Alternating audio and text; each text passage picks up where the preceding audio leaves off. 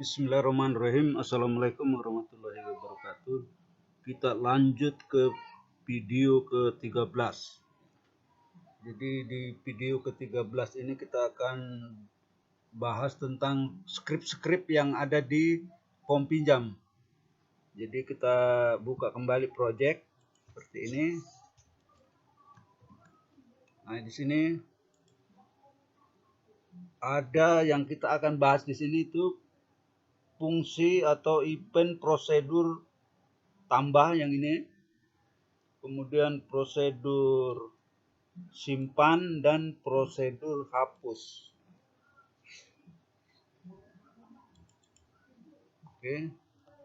Sekarang kita mulai dari prosedur tambah ya. Tambah itu dipanggil pada saat kita, contohnya seperti ini, kita klik ini tombol baru atau tambah ini seperti ini, kemudian kita pilih siswa yang akan meminjam buku, kemudian kita klik OK, maka pada saat inilah prosedur tambah itu dipanggil. Jadi orang klik ini di sini, kemudian pilih siswa yang akan meminjam. Begitu kita tekan tadi tombol OK, maka prosedur atau fungsi tambah itu dijalankan.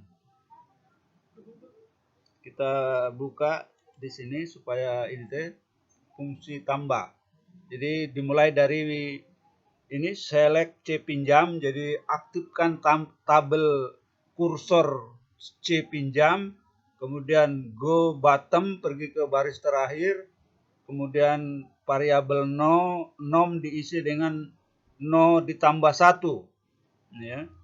Jadi kita buka dulu kursor C pinjam ya. Tutup. Jadi kita panggil di sini select C pinjam. Browse ya. Pinjam browse. Di sini kan kelihatan di C pinjam ini. Nah, ini jadi no ada 1 dan 2. Berarti no kan 2. No 2 ditambah 1 3. Kira-kira begitu maksudnya ya.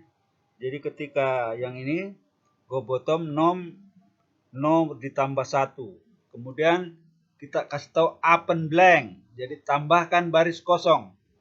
Jadi kalau ditambahkan baris kosong, maka di sini akan ditambahkan baris ini di sini. Di baris ketiga ini kan ada baris ke-1, baris kedua, baris ketiga ditambah. Begitu kita bilang open blank, kira-kira contohnya seperti ini. Saya klik ini tabel, baru saya klik ini open blank. Open new record ya. Sorry. Tabel open blank.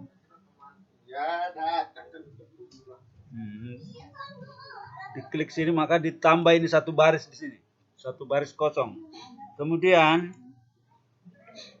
replace no with nom. Nom karena 2 ditambah 1 3, maka isi nomor dengan nom 3. Jadi langsung akan terisi di sini angka 3. Okay. Kemudian isi pinjam with date. Jadi isi pinjam dengan tanggal hari ini. Date hari ini. Jadi yang ini pinjam ini di sini. Ini diisi dengan tanggal hari ini. Tentu saja kalau kita menambahin maka akan tertulis di sini 0809/2021. Lanjut ya. Berikutnya kemudian kita buat variabel n akhir. Ya, jadi kita buat variabelnya n akhir. N akhir itu diisi dengan tanggal hari ini ditambah 14. Tanggal hari ini misalnya contoh ini saya buat video ini sekarang tanggal 8. 8 ditambah 14 berarti berapa itu? 8 ditambah 14 itu kan 22 ya. Jadi otomatis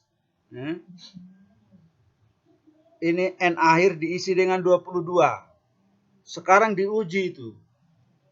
22 berarti 22 September ya. 22 berarti 22 September. Sekarang kita lihat itu tanggal 22 September hari apa? Jadi kalau kita lihat di sini 22 September ini hari Rabu. Nah, hari Rabu kan? Ya, oke. Kita kembali ke sini. Baru diuji di sini. Ya, if current date ini fungsi untuk mengubah tanggal hari ini tuh hari apa, ini fungsinya ya. Fungsinya namanya CDOW. Kalau untuk fungsi untuk melihat tanggal hari ini kan today ya. Today, maka ditampilkan tanggal hari ini. Kalau untuk menampilkan hari ini tanggal sekarang ini hari apa, ini pakai fungsi CDO namanya. Cuma itu ditampilkan dalam bahasa Inggris ya. Makanya diuji di sini. Apakah N akhir ini itu sama dengan Sunday? Sunday itu minggu ya. Sunday, Monday, Tuesday itu yang belajar bahasa Inggris tahu tuh ya. Sunday itu minggu. Nah, apabila N akhir ini berisi hari Minggu, atau begini ya, seandainya ini tanggal 22 hari Minggu, ya, seandainya tanggal 22 ini hari Minggu tuh, maka kembali berarti yang ini tuh, yang ini kolom ini kembali. Ini kan kolom tanggal pinjam, ini tanggal harus kembali. Diisi dengan seandainya tanggal 22 itu hari Minggu, maka isi tanggal kembali dengan tanggal hari ini ditambah 14 ditambah 1. Ya. Artinya kalau tanggal hari ini ditambah 14 kan 22. 22 ditambah 1, 23. Jadi kalau orang meminjam hari ini, dan seandainya tanggal 22 itu hari Minggu, maka itu buku harus dikembalikan setelah 15 hari. Kenapa dibuat begitu? Karena kalau tetap 14 hari, maka kan libur kalau hari Minggu. Nah, kan begitu logikanya. Nah, selain itu, else, ya, kalau bukan hari Minggu, maka tanggal kembali adalah tanggal hari ini ditambah 14. Nah, ini agak bingung, ini yang logikanya kurang bagus. Tidak apa-apa, Anda bingung, saya dulu. Kemudian kita bilang di refresh objeknya.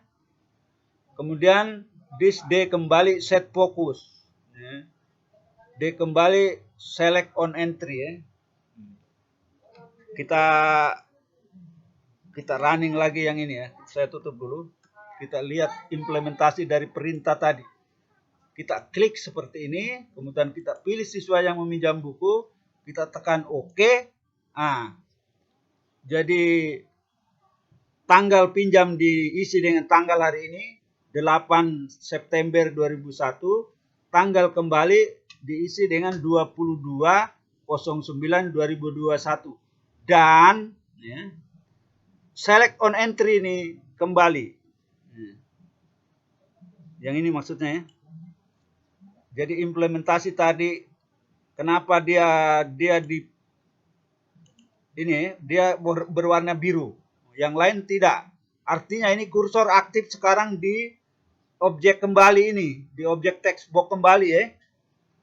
Nah, itu implementasi dari perintah ini yang saya blok ini. This day kembali select on entry. Jadi siap dia di entry. Jadi kalau misalnya kamu ganti itu tanggal kembalinya bisa. Kira-kira begitu. Itu di fungsi tambah ya. Saya ulangi kembali. Aktifkan tabel kursor pinjam, pergi baris ke bawah, nomor terakhir ditambah 1, kemudian isi baris kosong, kemudian isi baris kolom nomor dengan nomor terakhir, isi tanggal pinjam dengan tanggal hari ini, kemudian diuji apakah hari ini sama dengan hari Minggu.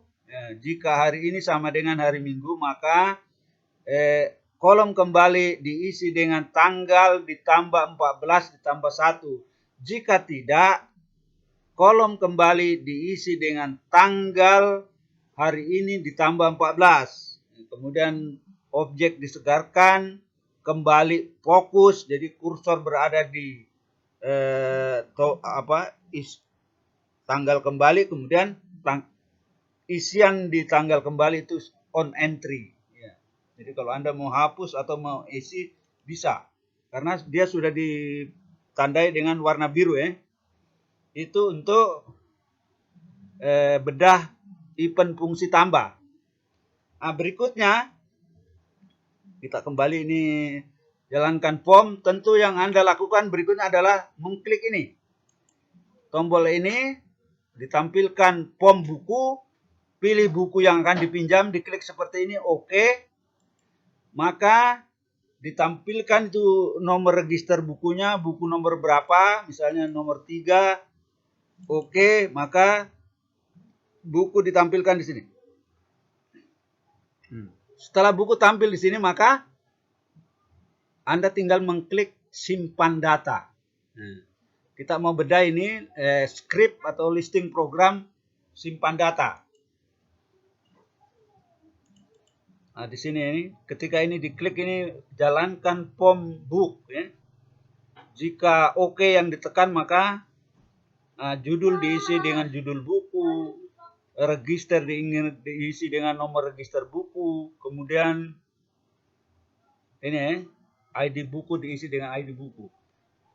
Nah, setelah itu orang menekan tombol pinjam. Di tombol pinjam kita panggil itu fungsi atau prosedur simpan. Jadi dispom titik simpan. Kita panggil ya. Artinya memanggil yang ini. Memanggil prosedur yang ini. Yang simpan ini. Atau yang ini. Yang supaya kelihatan besar ya. Ini. Prosedur simpan. Ya, dimulai dari kata select 2. 2 itu pinjam ya. Tabel pinjam. Saya buktikan dulu ya. Saya tutup dulu ini. Select 2. Baru saya browse. Nah, ini pinjam ini. Jadi 2 itu tabel pinjam ini daftar buku yang daftar peminjam buku ini. Ini NISN-nya yang meminjam, ini apa? ID buku yang dipinjam, itu nomor registernya buku, pinjam tanggal berapa, harus kembali tanggal berapa. Sudah kembali apa belum? Apakah diperpanjang? Apakah dikena denda? Ini nanti kira-kira seperti ini. Bilanjutannya nanti di ini seperti itu.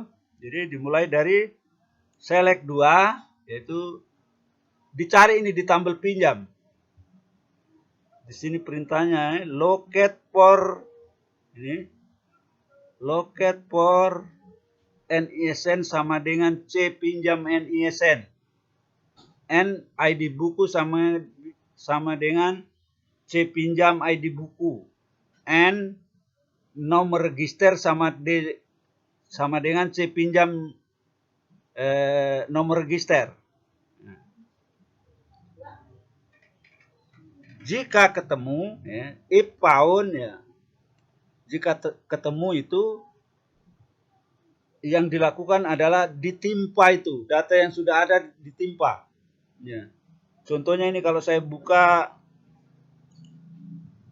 saya browse kembali ya. Misalnya ini yang nomor baris ke 2, 3, 4, 5. Seandainya ini yang dibuka dan dia kembali sudah ada, maka dia tidak menambah baris baru. Hanya di replace, diisi ulang ini tempatnya. Ya. Kalau ditemukan, jadi tidak menambah baru. Kemudian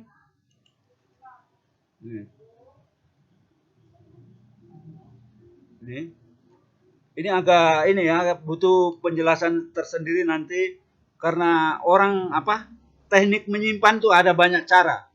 Jadi saya kira-kira nanti ada season khusus yang membahas teknik-teknik menyimpan. Ya. Sama orang melompat itu banyak tekniknya. Jadi kalau Anda pernah belajar atletik itu di pelajaran pendidikan jasmani, itu orang melompat itu banyak-banyak macam-macam tekniknya. Ada yang flopping, ada yang cradle, apa segala macam ya. Sama juga ini teknik-teknik menyimpan di dalam itu ada banyak macam ya. Kalau ini saya pakai yang ini nih. Ini perlu penjelasan khusus dan kurang kalau lewat video ini. Bagus kalau disimulasikan ini toh. Nah, ini kalau datanya ditemukan, if found ditemukan. Jika tidak diketemukan itu berarti data memang belum pernah di entry. Nah, kalau belum pernah di entry, maka ini select 2, select 2 berarti aktifkan tabel pinjam upland blank, tambahkan baris kosong. Nah, diisi dengan tanggal pinjamnya tanggal berapa, tanggal harus kembali tanggal berapa, nomor registernya buku berapa, kode bukunya berapa, kira-kira seperti itu ini nih. Maka disimpan NISN yang tentu NISN yang meminjam, ID bukunya itu berapa, kemudian nomor registernya buku berapa, tanggal pinjamnya berapa dan seterusnya, diisi seperti itu. Nah, ini implementasi dari itu. Kemudian ini perintahnya. Ini harus disimulasikan ini. Nah, kemudian yang terakhir. Yang terakhir ini fungsi namanya hapus ya. Perhatikan ya, karena semua pertanyaan kuis itu yang kita bahas sekarang. Jadi kalau Anda nonton ini video Babe, pasti ini orang ini, dan saya tandai orang yang nonton rajin itu pasti dapat 100 itu. Iya. Nah, di sini. Jadi itu prosedur hapus kita panggil di sini. Ya, begitu diklik ini tombol hapus, dipanggil ini prosedur this form hapus. Jadi memanggil hapus. Sama kira-kira begini ya. Saya sudah berulang-ulang itu. Misalnya Anda ini seorang direktur di kantor, tentu untuk di banyak bagian-bagian, ya. Atau suami lah. Saya misalnya seorang suami di rumah. Jadi kalau ada tamu, tentu yang saya kalau mau bikin teh, tentu yang saya langsung pikiran saya ke istri saya panggil, Mama teh. Artinya prosedur membuat teh itu ada pada istri saya.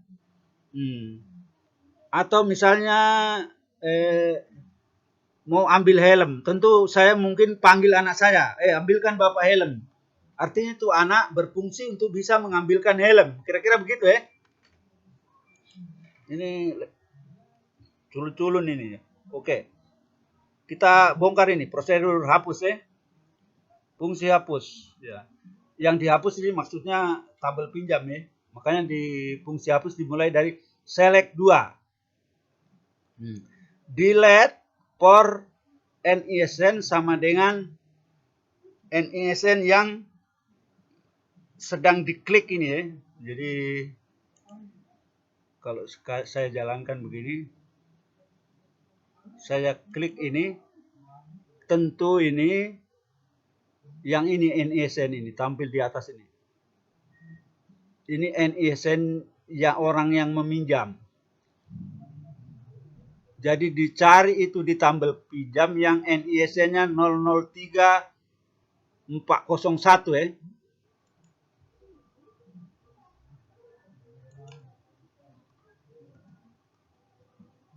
003401, yang ini, yang baris terakhir ya, dicari ini.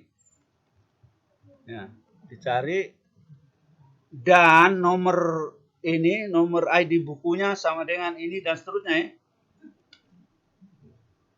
Ini delete for NISN sama dengan NISN yang diklik tadi di sana toh, dan ID bukunya sama dengan ID buku yang dipilih. Ya. Dan masih ada dan lagi. Dan nomor registernya sama dengan nomor register buku. Jadi ada 3 parameter itu yang dijadikan pertimbangan untuk menghapus.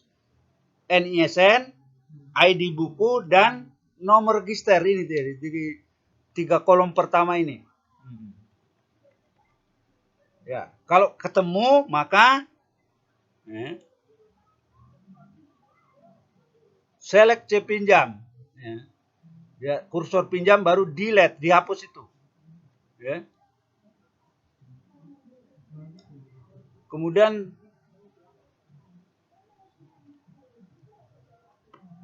select C pinjam good top. Ya. Jadi kalau di pinjam itu ada 5 baris, dihapus 1 kan berarti nomornya tinggal 4. Itu diisi ulang nomornya. Ya. Diisi ulang nomornya. Misalnya ada 5 baris. 1, 2, 3, 4, 5. Kemudian nomor 3 dihapus. Nah, kalau tidak di scan ulang itu maka akan tertulis 1, 2, 4, 5. Nomor 3 hilang. Nah, supaya orang tidak heran nomornya diisi ulang, diurut ulang nomornya. Scan, go, selesai. Nah, kita buktikan ya. Kita jalankan ini POM. Kita tutup dulu ya. Seperti ini. Jadi kita klik ini yang mau dihapus. Baru kita tekan ini tombol hapus. Nah, terhapus kan? Tidak ada. Nah, itu implementasi dari yang ini. Perintah hapus tadi. Jadi umumnya itu kalau di komputer ya, yang dilakukan orang di komputer itu adalah mencari ya, atau melihat. Kemudian mengedit. Jadi kalau sudah dilihat, ditemukan, orang kemudian mengedit, memperbaiki. Kemungkinan lagi yang dilakukan orang di komputer adalah menambah. Jadi yang tadinya belum ada menjadi ada, itu namanya menambah. Nah, yang terakhir itu biasa yang dilakukan orang itu menghapus. Jadi itu menambah, mengedit, menyimpan, dan menghapus. Nah, itu aktivitas gitu. Jadi kalau Anda sudah memahami bagaimana programnya, skripnya menyimpan, bagaimana skripnya mengedit, bagaimana skrip menghapus, nah itu bagaimana skrip menambah, itu saja. Karena aktivitasnya itu. Jadi kalau Anda mau jadi programmer, nah tidak memahami itu aktivitas atau fungsi-fungsi tadi, tentu Anda akan kesulitan. Tentu saja ini kalau dipelototi baik-baik ini sangat mudah ya. Terutama yang bahasa Inggrisnya bagus ini sangat mudah sekali. Karena ini hampir mendekati bahasa manusia. Dalam hal ini bahasa Inggris ya. Oke, selamat. Nanti hari Jumat insya Allah kita tatap muka. Tetap terapkan protokol kesehatan. Jadi info-info tentang pembelajaran tatap muka dan daring akan di grup ya, nanti di grup-grup kelas itu disampaikan di situ. Jadi untuk informatika ini tetap kita pembelajaran daring itu tetap normal. Jadi pada saat tatap muka nanti kita review itu hal-hal yang kita lakukan dengan daring. Karena ini sesi tatap muka ini sangat terbatas ya. Jadi kalau kita mengandalkan pembelajaran tatap muka untuk yang model sekarang itu sangat tidak efektif. Ya.